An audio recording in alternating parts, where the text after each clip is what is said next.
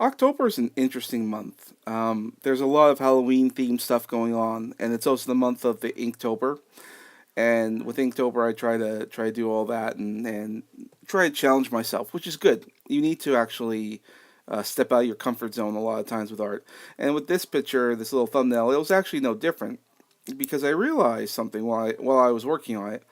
I rarely ever work with fire, and I rarely ever have to draw with it because with fire, it's a series of, like, if you're thinking at from the perspective of color, it's just a series of warm colors. Like you have your yellows, your oranges, and all that to give the impression of fire.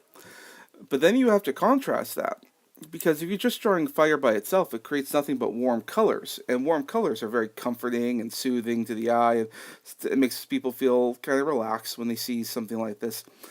But when you're working with fire, you kind of want to create an almost, especially with something like this, you want to create something that's almost a horrific image, and that's a bridge burning.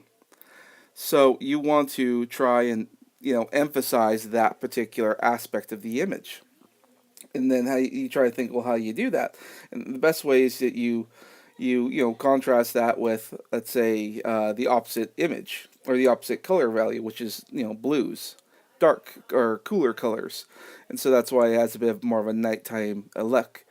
And then of course you add more to the more oranges and transition over to the cooler colors.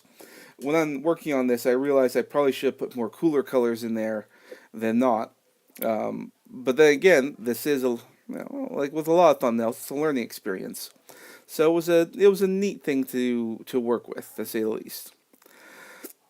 As for the overall like look, like I really enjoyed how the bridge turned out because I also really get to draw bridges and I like this.